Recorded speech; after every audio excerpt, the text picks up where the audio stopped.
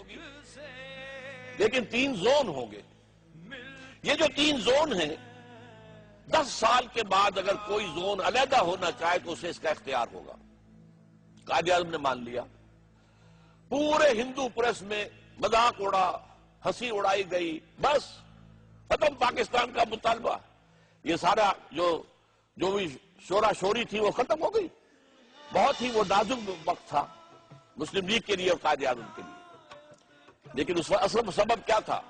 قائد اعظم جانتے تھے کہ انگریز اب یہاں سے جائے گا ہر قیمت پر۔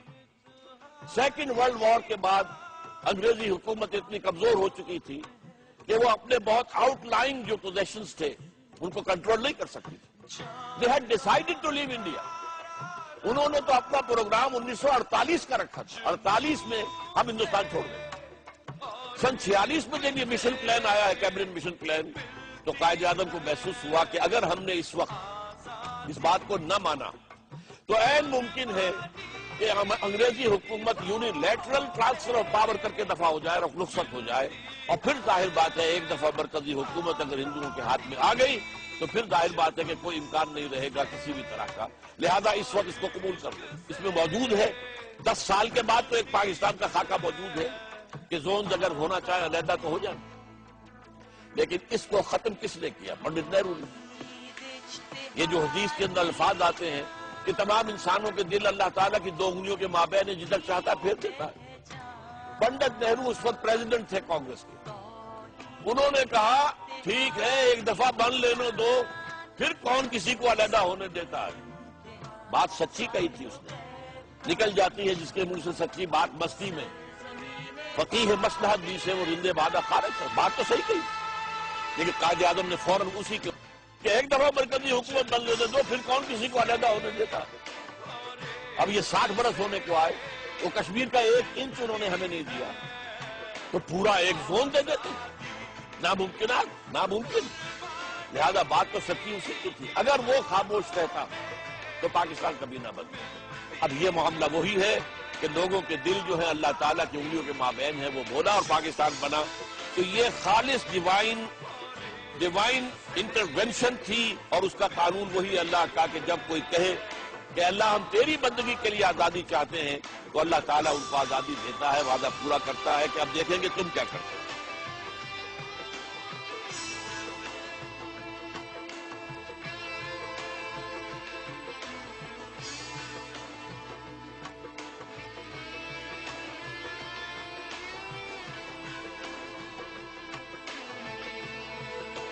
کر کے مہاتما گاندھی نے کہا تھا Jinnah is a great Indian, is a leader of a great party, they should not behave like دس۔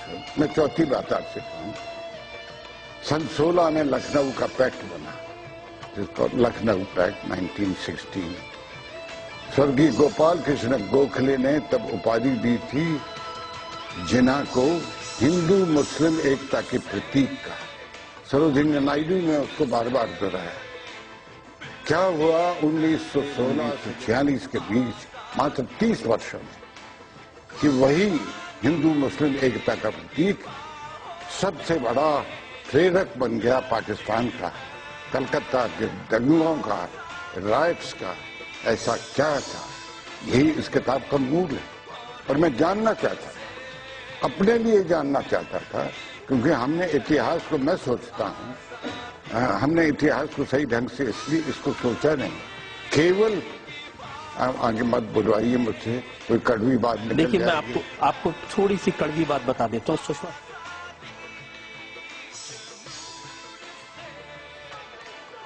لیکن بھارتی جنتا پارٹی کو شاید اس بات سے بھی تکلیف ہوئی ہوگی کہ آپ نے ایک انٹرویو میں کہا کہ بھارت میں آج مسلمانوں کو ایلینز کی طرح ٹریٹ کیا جاتا ہے۔ میں صحیح کہہ رہا ہوں، آج بھی کہوں گا۔ میں اس گاؤں کا جنما ہوا ہوں جو سندھ سے، میرا ننیحال سندھ کے چھور پر ہے۔ جب بھارت کا وبھاجن ہو گیا، ہم برٹش انڈیا کے حصے نہیں تھے، ہم کو سمجھ میں نہیں آیا، بالکل بچہ تھا، کیا ہو گیا، کیوں وبھاجن ہوا؟ رجت جی، اگر وبھاجن واسطے میں ہوا ہے تو وہ ان دنوں کی برٹش انڈیا کے 2 پروونسز میں ہوا ہے، پنجاب اور بنگال۔ پنجاب کے لوگوں کے دل سے پوچھئے کیا ہوا، بنگال کے لوگوں کے دل سے پوچھئے، اور جو مسلمان پاکستان نہیں گئے، جن کو پاکستان منظور نہیں تھا، جا نہیں سکے، محمد علی جناح نے ان کو کبھی نہیں سکھایا یہاں کیا کرنا ہے۔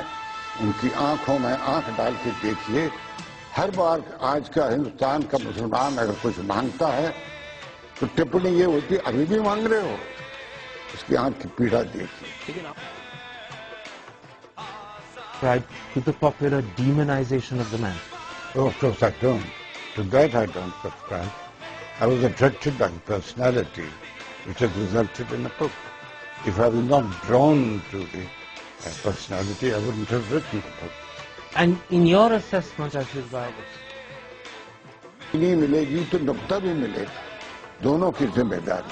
تو اس کا نتیجہ یہ ہوا ہے کہ پاکستان میں آج آپ ہیرو بن رہے ہیں، وہاں کے لوگ آپ کی تعریف میں قصیدے کاٹ رہے ہیں اور آپ کی اپنی پارٹی کے لوگ آپ کی آلوچنا کر رہے ہیں۔ مجھے اس کا دکھ ہے، اس کو گمبھیرتا سے دیکھیے۔ اور بھارت کے ممتاز ترین اور سینئر ترین سیاستدان گا رہے ہیں قائد اعظم زندہ باد، پاکستان پائندہ باد اور جسونت سنگھ بھی زندہ باد۔ اس کے ساتھ ہی ہمارے آج کے پروگرام کا اختتام ہوتا ہے۔ سیٹرڈے سنڈے کی ہفتہ وار تعطیل کے بعد پیر کو آپ سے پھر ملاقات ہوگی۔ پیر تک کے لیے کامران خان کو اجازت۔ اللہ حافظ۔